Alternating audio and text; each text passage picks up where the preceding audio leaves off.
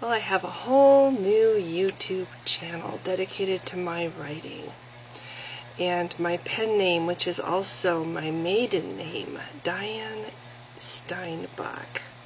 I thought I would go with that. It's my dad's name, and I've always felt a special place in my heart for my dad, who died when I was 6. And no matter where life takes me, I will always have that name. Now, Fadden is only my married name. I don't expect to ever marry again, but it just seems like a stupid idea to have a married name as my pen name. So, Diane Steinbach, that is my name I am the writer, the fantasy fiction writer, Diane Steinbach. And this is my YouTube channel, and I'm putting it together because I'm only now just a few months away from launching my book. I've been working. This is the second year. Actually, I think it's probably 2.5 years now, approximately, since I started trying to restore this book that was originally just I had a hang on a second. This was it. Song of Mornius. This was it. Kind of a big thick binder full of chapters. And I had my map. I'll show you it. I drew this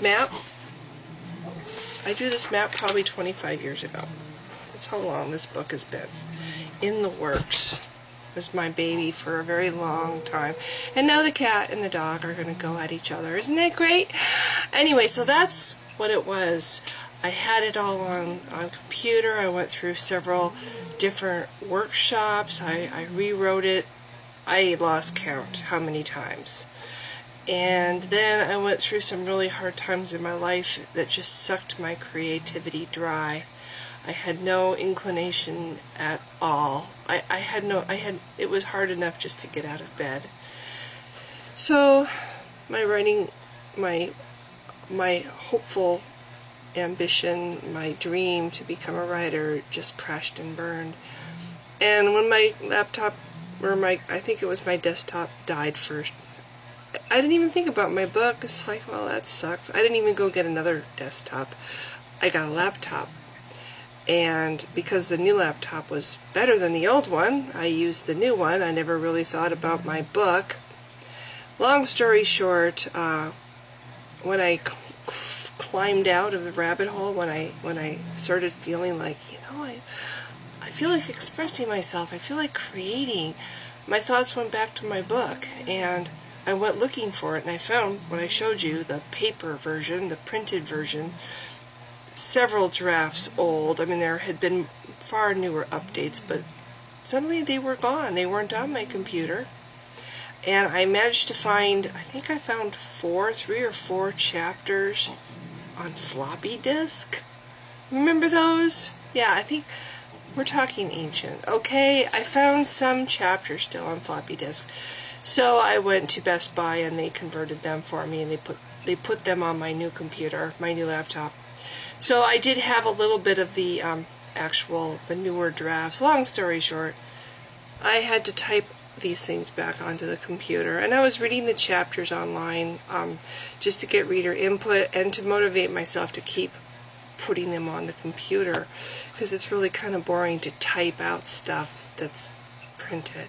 So anyway, so I did that, and I had to recreate the ending because that printed version I showed you is missing about 9 chapters, the last 9 chapters of the book. The end of the book was lost.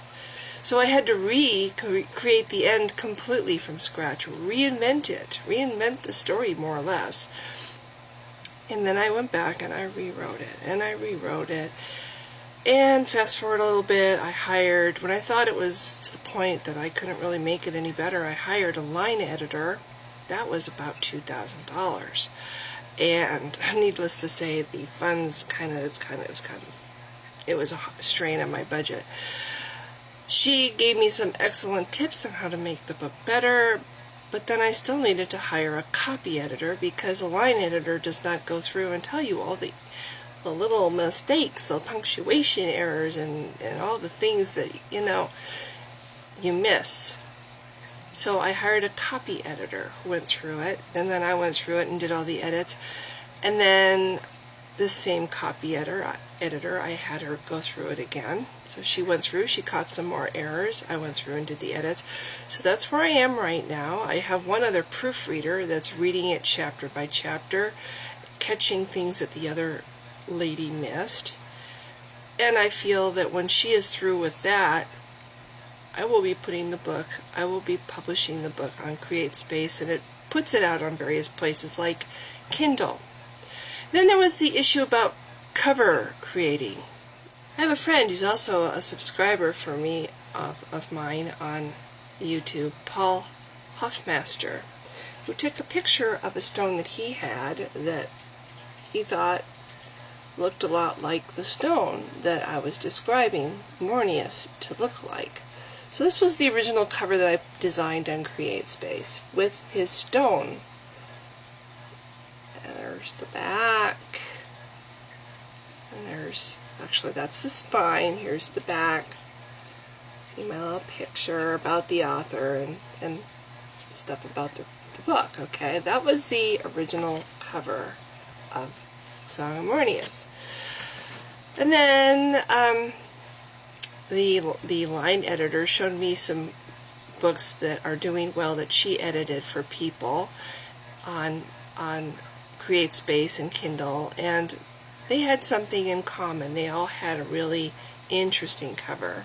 So, okay, now I realize that I need to jazz up my cover a little bit. The stone's pretty, but how much interest will it draw, really? So I went to Fiverr and I hired an artist who, okay, she drew a drawing that I liked. The dragon, the character, the image of Galen in this drawing was okay, but the shoulder and the neck, just there was something wrong with the pose.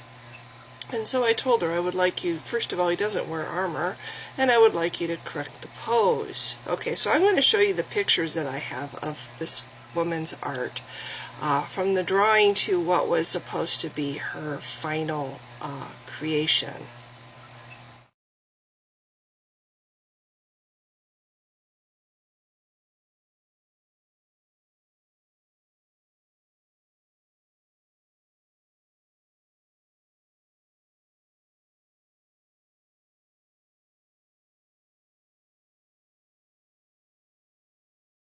Okay, so I got this final picture, and I was still not quite happy with it because the pose still looked very awkward, and the character still had armor, and I put it up on Facebook to get my friends' opinions, and several people said, he doesn't, that's anatomically not possible, the pose that he's in. And then somebody else pointed out the fact that the dragon, the style of art that the dragon has is so much different than the style of art that the figure in the picture has. And maybe, I think it was the same person actually put up a picture of another dragon from a well-known fictional book called The Hobbit. This was a picture of Smaug, and interestingly enough, the pose is identical to the dragon in the background of this picture. Check it out.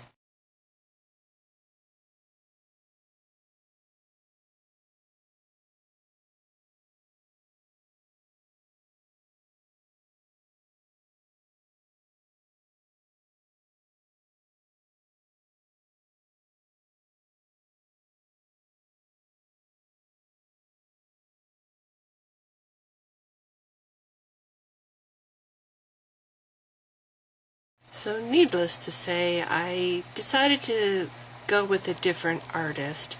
And again, long story short, I would like to now show my book's final cover art. The artist did take this stone that Paul Hoffmaster took a picture of and worked very hard to get this gorgeous picture. He did use that stone for the back of the cover. So the final cover for Song of Mornius will have the stone and the interesting cool front cover, which I personally think blows the other artists' work, plagiarized, I will add, work, out of the water. So here it is, my book's cover.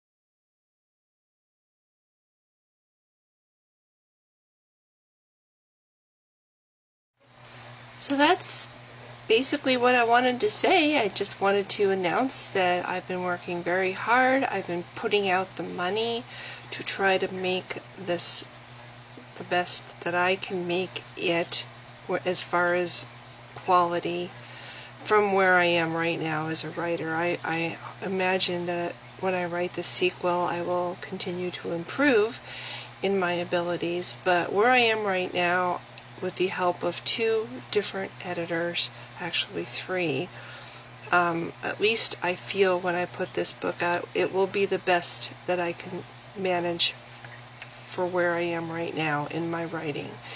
And I can't complain about that cover. I think the cover is absolutely gorgeous. The same artist who is making the who made, it's past tense, it's done, who made the cover for me, is also designing 6 illustrations that will go inside the book, depicting 6 different scenes in the book.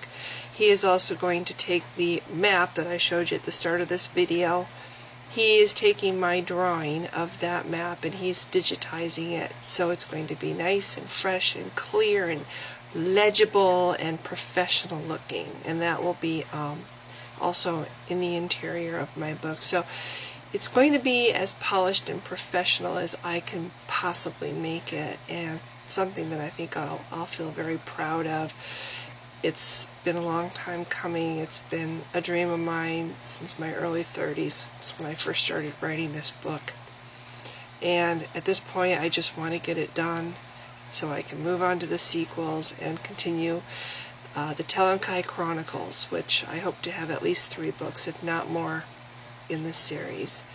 So I'm very excited. This is a very exciting time for me, and I have a Patreon page specifically for my writing. I will leave the link below.